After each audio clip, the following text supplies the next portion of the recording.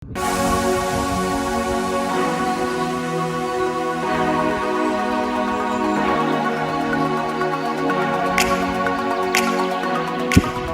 up, squad? I am Saurabh Rajput. Hope all of you are fine and your Sunday, Monday, Tuesday, every day will be a fantastic day. Good morning. और इस good morning की शुरुआत हो रही है बिर landing side से। तो काफ़ी देर से यहाँ खड़े होके पैराग्लाइडिंग के नज़ारों को देख रहा हूँ। भाई साहब, नज़ारे इतने शानदार होते हैं ना कि मैं घंटे डेढ़ घंटे खड़े होके आराम से नज़ारों को देख सकता हूँ। और उधर देखो, कहीं आपको बिलिंग नज़र आ रहा होगा। Billing basically take off site है और बिर है लैंडिंग साइट। तो आज से करीबन 2-3 साल पहले अराउंड 2020 में हम आए थे बिर, और तब भी बिर लैंडिंग साइट पे आए थे, बिलिंग हम नहीं गए थे। तो उधर कहीं बिलिंग है। और ये जितनी भी आपको रेंज नज़र आ रही है ना, पता नहीं कैमरा जस्टिफाई कर पा रहा है या नहीं। उधर देखो, आपको कहीं बर्फ़ वाले पहाड़ दिखाई दे रहे होंगे। तो ये जितनी भी रेंज है, ये धौलाधार रेंज है। तो मेन मुद्दे की बात ये है कि लास्ट टाइम जब आए थे तब भी बिलिंग नहीं गए थे। सोच रहा हूँ कि इस बार बिलिंग हो ही आते हैं।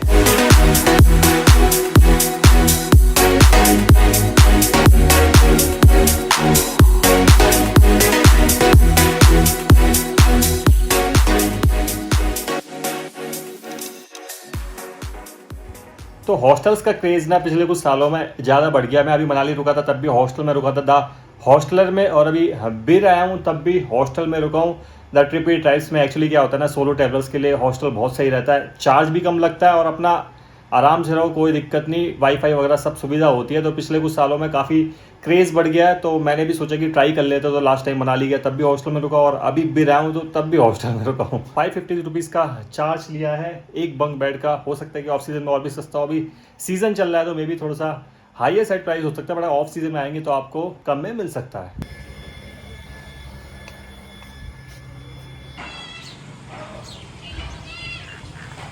तो सारा सामान वगैरह पैक कर लिया, और ये रहा अपना हॉस्टल ट्रिपी टाइप जिससे हम चेकआउट कर चुके हैं। और ये खड़ी है अपनी स्कूटी जुपिटर, जो कि हमने रेंट पे लिए बिलिंग जाने के लिए। लेकिन बिलिंग जाने से पहले हम जा रहे हैं डियर पार्क इंस्टीट्यूट, जो कि यहीं से कहीं ऊपर जाके, तो पहले डियर पार्क इंस्टीट्यूट होके आते हैं, फिर निकलेंगे बिलिंग के लिए। स्कूटी का रेंट बताना मैं आपको भूल गया। मैंने 700 रुपये में स्कूटी रेंट के लिए लिया, जिसका टाइमिंग होता है 9 से 9 बजे तक, शाम के 9 बजे तक। क्योंकि यूजुअली 9 साढ़े 9 दुकानें बंद हो जाती हैं, शॉप्स बंद हो जाती हैं। तो मेरी बिलिंग आ रही है तो स्कूटी भी रेंट पे ले सकते हो घूमने के लिए। बाइक वगैरह 1000, 1100, 1200 की रेंज में मिल जाती है, स्कूटी थोड़ा सस्ता पड़ जाती है।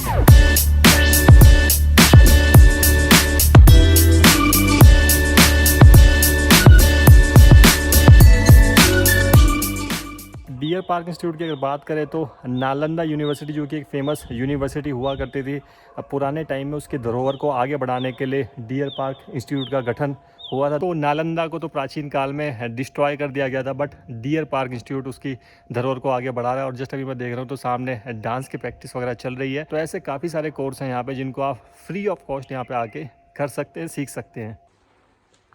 सोचिए, डियर पार्क इंस्टीट्यूट घूम के आ गए हैं, अब निकलते हैं बिलिंग की तरफ। स्कूटी अपनी रेडी है, ये रहा हेलमेट, ये रही स्कूटी। तो चलिए जी, निकलते हैं बिलिंग की तरफ। तो जैसे बिलिंग से आते हैं ना, 2 रास्ते आते हैं। एक ये देखो, एक राइट जा रहा है, एक लेफ़्ट जा रहा है। यहाँ पे लिखा भी हुआ है लैंडिंग बिर बिलिंग पैराग्लाइडिंग साइट। तो पीछे मेरे लैंडिंग साइट रहेगी जहाँ से हम आ रहे हैं, और ये रास्ता इधर लेफ्ट में निकल जाता है पूरा बिलिंग के लिए। तो अभी चल रहे हैं बिलिंग। स्कूटी पे ब्लॉग बनाना थोड़ा सा मुश्किल है क्योंकि मोटो ब्लॉग का सेटअप हमारे पास नहीं है। तो जहाँ जहाँ मौका बनेगा वहाँ ब्लॉग बनाएंगे, बाकी देखते हैं।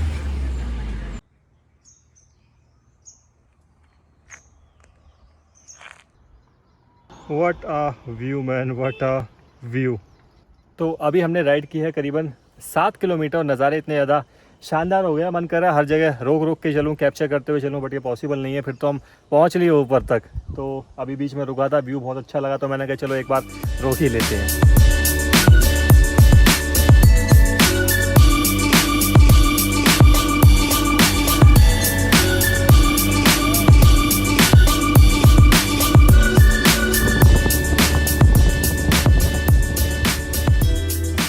So finally we are at Biling. This is India's highest paragliding site above 8,000 feet. और देखने आए थे पैराग्लाइडिंग होते हुए, टेक ऑफ होते हुए, लेकिन पैराग्लाइडिंग बंद है। जैसे मैं आपको बता रहा था कि राष्ट्रपति जी आ रहे हैं धर्मशाला में, उस वजह से पैराग्लाइडिंग सुबह हो रही थी, लेकिन अभी आज के लिए बंद है और कल के लिए भी बंद है। तो ये कुछ पैराग्लाइडिंग साइट है, पीछे आपको दिखाई दे रही होगी। ये देखो, ये पूरी ये टेक ऑफ साइट है बिलिंग की, जहाँ से पैराग्लाइडिंग की जाती है और फिर नीचे बिर में जाके वो लैंड होती है। नज़ारे यहाँ के बहुत कमाल है, बहुत ठंडी ठंडी हवा चल रही है, लेकिन जो देखने आए थे वो नहीं देख पाए।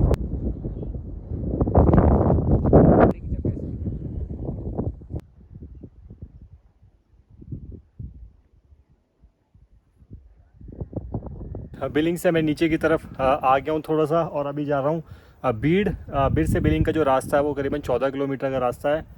तो पैराग्लाइडिंग तो नहीं हो रही थी, लेकिन नज़ारे काफ़ी अच्छे थे, तो नज़ारे देख लिए। अभी देखते हैं कि अगर थोड़ा बहुत टाइम बचता है तो कोशिश करते हैं कि बैजनाथ भी हो जाए। अगर नहीं हो गया आते तो फिर तो अपनी बस है ही शाम को सीधा दिल्ली निकलने के लिए।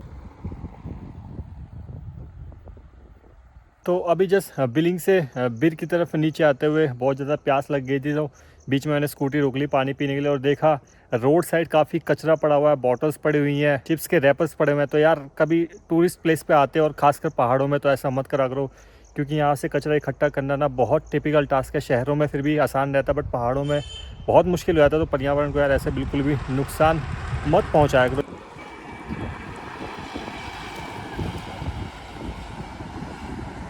तो टाइम काफ़ी पड़ा हुआ था, इसलिए मैं बिलिंग से बिर ना जाके सीधा बैजनाथ के लिए निकल गया। और अभी रुका था इधर कॉर्नर पे, ये देखो यहाँ बादाम शेक वाला एक खड़ा हुआ था, उधर से बादाम शेक पी रहे हैं और काफ़ी शानदार बना रखा है यार। बैजनाथ यहाँ से करीबन 1 किलोमीटर दूर है, तो जस्ट पहुँच ही गए हैं। तो पहले बादाम शेक एंजॉय करते हैं और फिर बैजनाथ मंदिर चलते हैं। भैया शेक एक नंबर बना रखा था, मस्त मज़ा आ गया।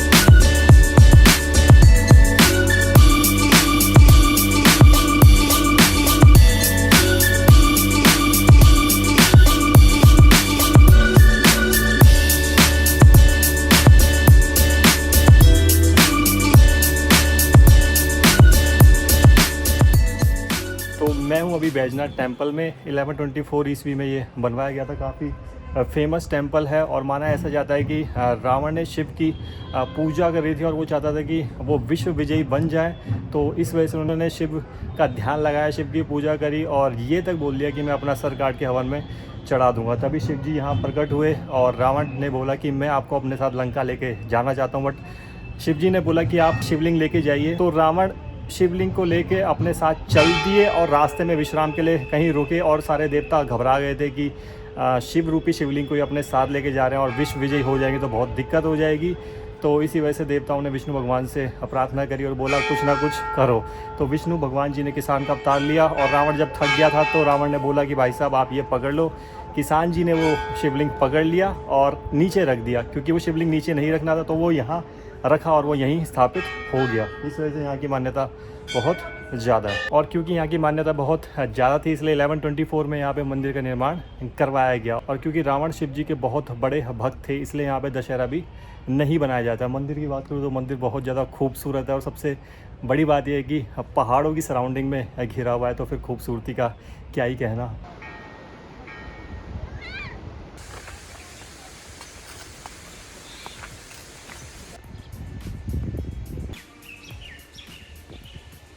तो आपने शिमला टॉय ट्रेन के बारे में सुना होगा, दार्जिलिंग टॉय ट्रेन के बारे में सुना होगा, क्या आपने कांगड़ा वैली टॉय ट्रेन के बारे में सुना है? तो मैं खड़ा हूँ अभी आहजू नाम के स्टेशन पे, जो कि है कांगड़ा टॉय ट्रेन वैली का एक station. Kangra toy train basically Pathankot से जोगिंदर नगर के लिए चलती है, लेकिन अभी फ़िलहाल जोगिंदर नगर तक के लिए बंद है। वो सिर्फ बैजनाथ पपरोला के स्टेशन तक चलती है, जहाँ से हम आ रहे हैं। तो बीच में स्टेशन पड़ा, तो सोचा कि आपको रुक के दिखा दें।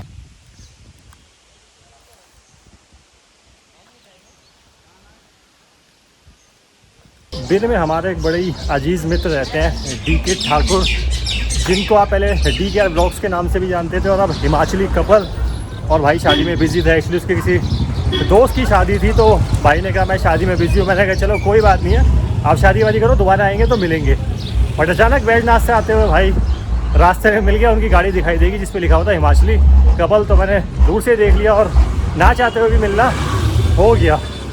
तो भाई जल्दी में था, इसलिए व्लॉग कर नहीं सके साथ में, लेकिन दोबारा कभी आएंगे तो साथ में व्लॉग ज़रूर बनाएंगे। तो बिर के 2 डे शॉर्ट ट्रिप में सिर्फ इतना ही। अभी बिर से मेरी बस है, तो जस्ट वही लेने में पार्किंग की तरफ जा रहा हूँ।